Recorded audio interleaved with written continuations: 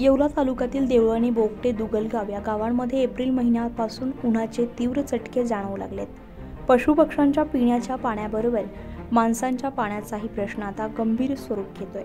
या तिन्ही गावांना आशादायी रोटेशन म्हणजे बोगटे यात्रासाठी येणारे पाण्याचे रोटेशन मात्र पाटबंधारे विभागाच्या निष्काळजीपणामुळे तसेच पाणी वाटप करत असताना पाटबंधारे विभागाच्या काही अधिकाऱ्यांनी आपले हात ओले केल्यामुळे कोळगंगा नदीला बंधारे भरण्यासाठी सोडलेले पाणी बोगटे गावाच्या वेशीवरच बंद झाले। त्यामुळे देवळणे आणि दुगलगाव ही गावं तहानलेलीच राहिली।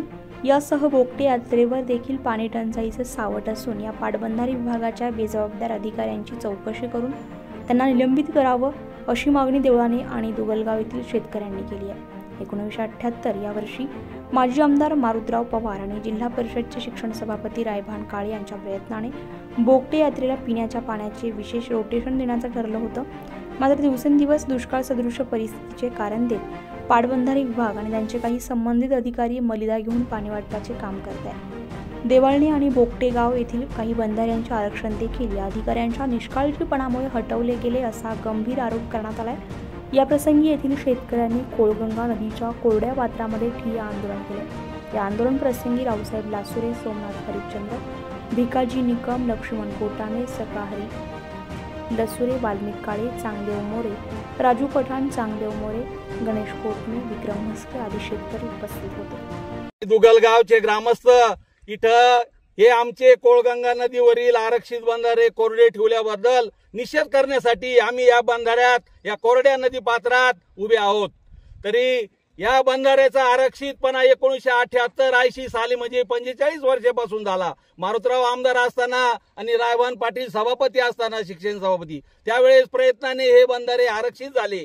परंतु हा जो आरक्षित देवाचा बंधारा, हे भैरवनाथाच्या यात्रेसाठी आरक्षित केलेला बंधारा हा एकदम कोरडा राहिला आणि दुसरेच बंधारे भरून दिले। दुगलगावची आणि देवळणीची परिस्थिती इतकी बिकट आहे पाण्याची का एक टँकर चुटक्याला पुरत नाही। आणि हे जर बंधारे भरले असते तर आमचे 4 किलोमीटर क्षेत्र, गाव, गाडे, नदी, जनावरे आणि सगळ्यांना पाण्याची मुबलक परिस्थिती झाली असती। परंतु या शासनाच्या आणि अधिकाऱ्याच्या या उर्मट धोरणामुळे आमचे हे दोन्ही गावं पाण्या वाचून वंचित राहिले आहे। तरी आम्ही याच्यासाठी या अधिकाऱ्याचा आणि या इरिगेशन खात्याचा आम्ही निषेध करतो। 1978 म्हणजे 40-45 वर्षापासून रायभान पाटील सभापती व मारुतराव आमदार असताना आरक्षण झालेलं आहे।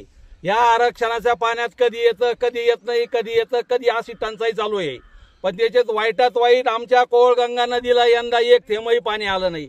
त्याच्यामुळे आमच्या या गावच्या पाणी प्रश्नाचा इतका बिकट प्रश्न परिस्थिती झाली आहे की आज एक टँकर असं चुटक्याला पुरत नाही। उद्या जर पाणी आलं असतं भविष्यात तर आमचे 4 किलोमीटर शेतीतील सर्व लोक गुरे ढोरे इथून बंधारे होऊन नदीहून कडाच्या पाणी घेऊन जीवन जगलं असतं। पण आता अशी परिस्थिती झाली आणि या प्रयत्नासाठी आम्ही इरिगेशन खाते आणि मंत्र्याच्या सचिवांना सुद्धा विनंती केली। सचिवांनी येऊन पाहिलं, त्यांचं ऐकलं नाही का काय झालं, मोठा भ्रष्टाचार करून हे आमचे दोन्ही गावचे आरक्षित बंधारे शासनाने कोरडे ठेवले आहे। त्यामुळे पाणी विकल्या गेलं आणि भ्रष्टाचार, आम्ही म्हणतो भ्रष्टाचार झाला।